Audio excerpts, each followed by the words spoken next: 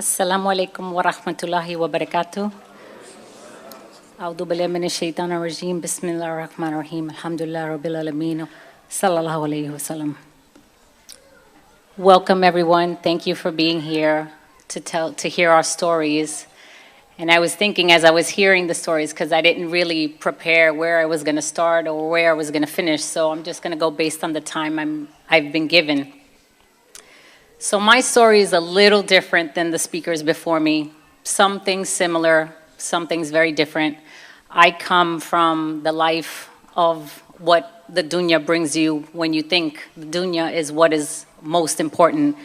I come from being a celebrity personal trainer and nutritionist, traveling around the world, training professional athletes, celebrities, notable people behind the scenes, being in Miami, Las Vegas, and Hollywood. And that life was filled with a lot of great things at the time. There is not any party in the Hamptons or in Vegas or in LA that I hadn't been to. There wasn't a magazine I wasn't in. There wasn't a celebrity or a rapper or a professional athlete that I didn't know or associate with.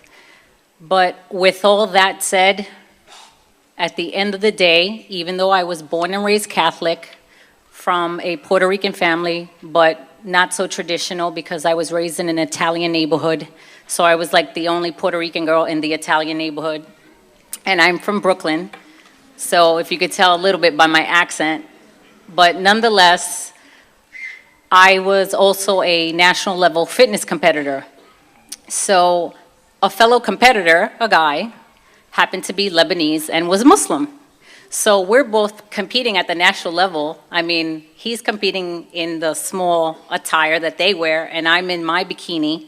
And he decides to, at some point, tell me, you have to change your ways. You have to change how you dress. I said, but wait a minute. You wear the same thing I'm wearing. We're both competing. What are you talking about? You do the same thing I do. What's so different? And of course, being a feminist like Lisa, I was like, no, women can compete just like men do. So he gives me the Quran. And I was like, okay. But he did it in such a forceful way that it reminded me of something that I'd seen from born-again Christians, which my father is actually a born-again Christian pastor in Orlando, Florida, as we speak. And my mother is still somewhat Catholic. So I looked at it. I was like, oh, okay, whatever. I read like a page or two, and I put it on the shelf. And that was back in like 1998. So the years are going by. Again, I'm traveling the world. And in my work, it was put to me to make a trip to Malaysia. But it was 8 months after 9/11. So they asked me, would you feel uncomfortable to travel to Malaysia?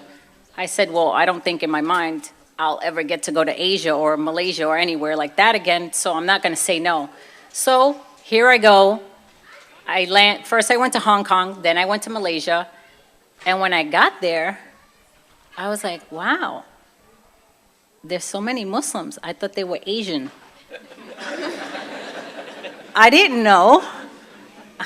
So, and it just so happened that it happened to be Ramadan. It was November of 2002. So I'm doing my circuit that I had to do because I was a presenter at the collegiate level and also on the international level. So I had to present at Kuala Lumpur's Islamic University. I didn't know it was an Islamic university. So I get up in front of all the faculty, the professors, all the physiology department, the anatomy, all the exercise physiologists are there staring at me, and they're all men. So there's like maybe 2 women. I had to go off of my lecture for about 45 minutes to prove myself because I didn't look like the typical American. I wasn't blonde hair, blue-eyed. And they just were like, okay, we got to make sure you know what you're talking about. And it was just so interesting because the people had this tranquility to them. But it didn't really hit me. So I go back to my hotel after my lecture, and I noticed, I was like, why is it so quiet? Where is everybody? It's only like 5 o'clock. So my hotel was connected to a large mall. And then I said, oh, let me go to the mall. They told me the mall was going to be open late. So I go to the mall. All of a sudden, I don't know, at 7, 8 o'clock, this stream of people came from everywhere. It was the middle of Ramadan, so it was after iftar. So after iftar, everyone was everywhere. There were Muslims everywhere. I was like, wow, subhanallah. I didn't say subhanallah at the time. I said, subhanallah, wow. And everybody's covered up. Okay, this is cool. So that was in 2002. That just stayed at the back of my mind. So now we're going to flash forward to 2005. I'm now a competitive triathlete and biathlete, which I was at that time the best shape of my life. And I was preparing for that. This was in September of 2005. The following week, I was preparing for a pretty big biathlon in Long Island. And I was driving to my nutrition office in Howard Beach, Queens. And I had just recently gotten my first SUV. So I thought it was cool. I was driving on the highway. And apparently, maybe somebody had a blowout of a tire or something. There was debris in front of me. So just as I thought, I'm in an SUV, I can just kind of veer around it, no problem. I go like that, and all of a sudden, I start to skid into the grass. So I said, I'm in an SUV. It's no problem. I'll just get back on the road. Oh no, in a millisecond, the car started to flip. And I flipped across what's called the Belt Parkway. From one side of the Belt Parkway to the other side, I flipped 5 times and landed on the opposite side of traffic that goes back towards Manhattan, New York. Subhanallah, it was a very surreal millisecond, similar, different to Sister Amani. I opened my eyes. I don't know if I was unconscious or the paramedic that was driving, watching my car flip, touched my face, but no car hit me, subhanallah. By the grace of Allah, I am standing here to even tell this story. And I was rushed to a hospital in Brooklyn, Lutheran, and all I could think is, oh, my clients. I'm in the ambulance. I was about to see some nutrition clients later in the afternoon. I had more clients. I made the lady in the ambulance, I said, if you do not give me my cell phone so I can call my clients, you will have to get me. I will not go in this ambulance. So I'm like with the gas, the oxygen, telling my client, excuse me, I'm not going to make it. I got into a car accident. My dedication to what I do of helping people, women and men at the time, that is the soul that I have always breathed. That's the breath within me. That is the soul that I am. So that was the most important thing to me at that time. So I get to the hospital, and apparently there might be blood on my brain. Uh-oh, that's a problem. They stick me in ICU. So at this point, my friends get a hold of my mom and my brother. They're like flying from the Bronx to get to the hospital. And alhamdulillah, the blood in the brain, or what they thought they saw, the swelling went down, so it was fine. But I was admitted because I had a massive concussion. With that type of accident, most people don't even make it. I just had a little cuts on my elbow, and I had a nice little gash on my head because of the seatbelt. My head was banging into the seatbelt as the car was flipping. So as the weekend passed, on Monday, the administrator of the entire hospital comes to my bedside. Now, apparently he doesn't come and visit patients. So he said to me, this is off the record, I just wanted to come and see the person that survived this accident, because most people come into this hospital with a quarter of this accident and don't make it. So I wanted to see who it was.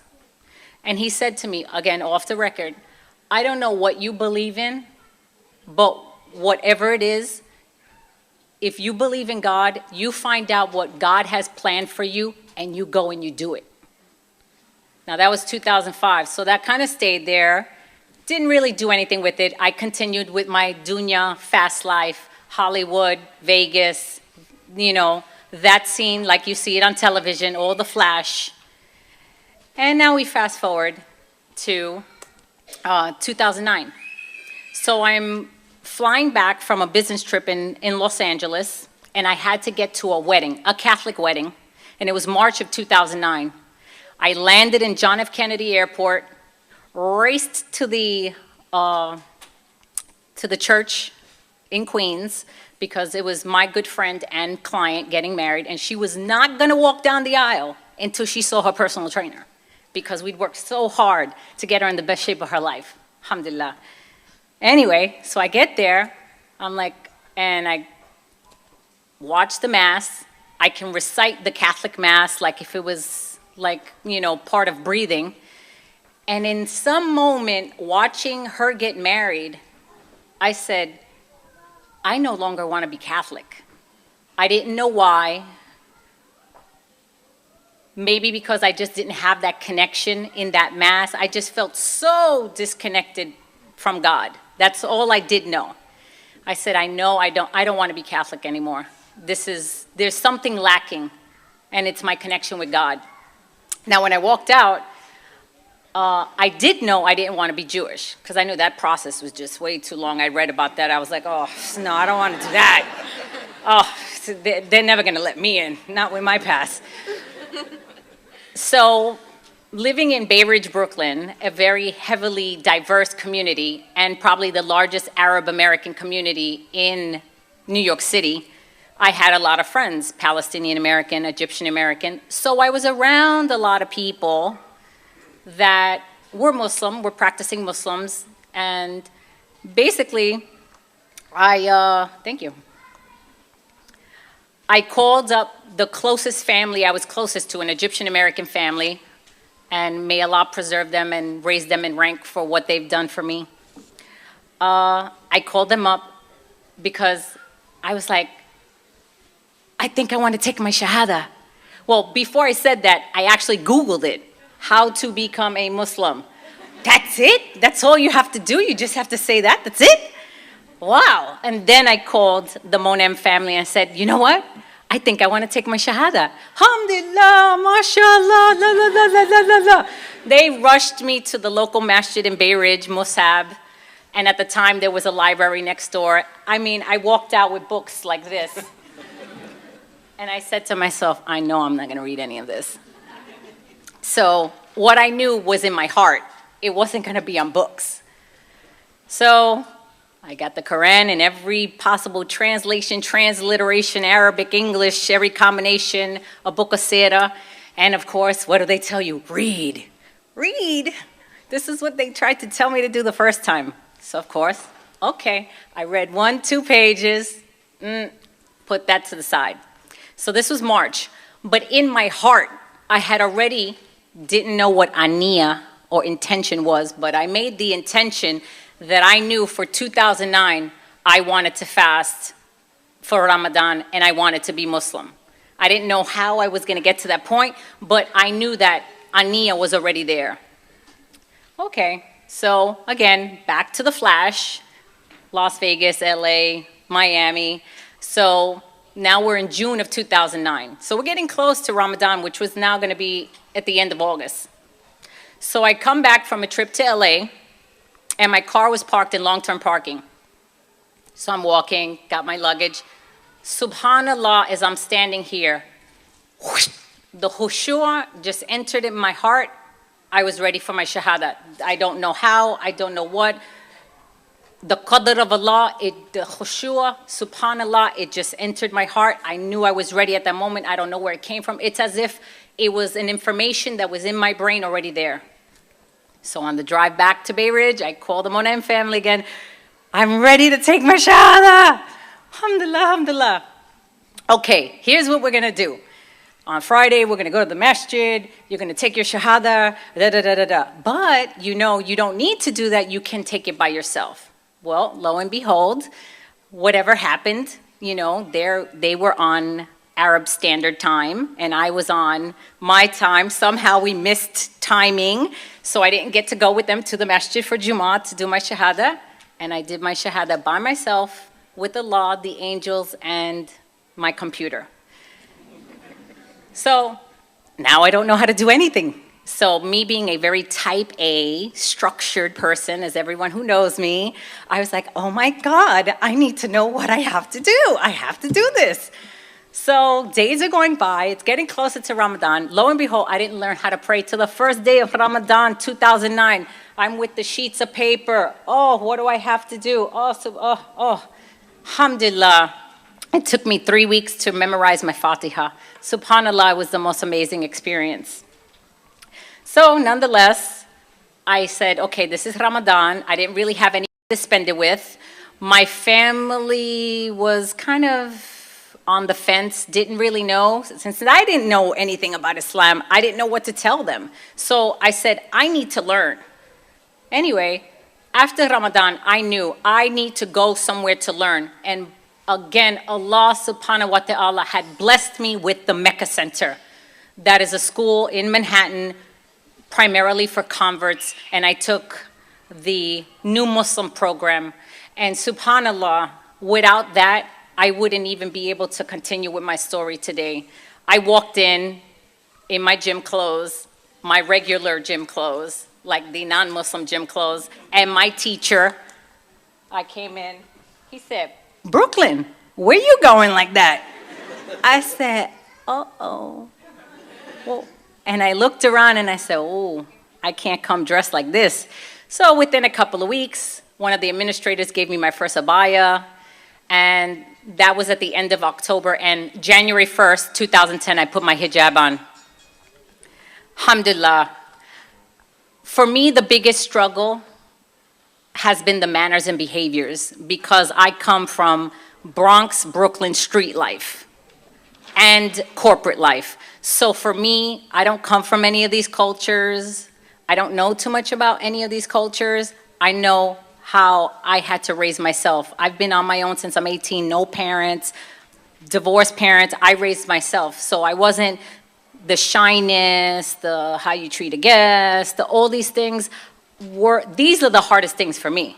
How to interact with people from other cultures that out the gate treat me differently because I'm not like them. And as a convert, my biggest struggle has been finding a masjid or a community that accepts a Latina convert coming from a different background. I pray 5 times a day at least. I fast, I do dawah, I do charity. I'm not even about to talk about Naduna and all the things I do, but tomorrow I am teaching another class at 10 in the morning for sisters. I teach a lecture called Fiqh of Nutrition, and I'll be doing an exercise class, which is a group personal training class called Fit for Allah, that I've been teaching for over 2 years in Manhattan. And for me, the biggest struggle as a convert is the acceptance by people from other cultures. I'm not Arab, I'm not Pakistani, I'm not this, I'm not that. So I've had to, sometimes during Ramadan, travel 45 minutes to a masjid in New Jersey, where Sister Nahela is from, just to feel I'm home. That is the problem for me. The biggest thing is the being able to mesh into these other cultures. I'm just not from that. But I love Allah just like you do. I love the Rasulullah just like you do. I love all the prophets just like you do. We're not the same, but we are the same. We're here for the same message, and that's to praise and please Allah. Thank you.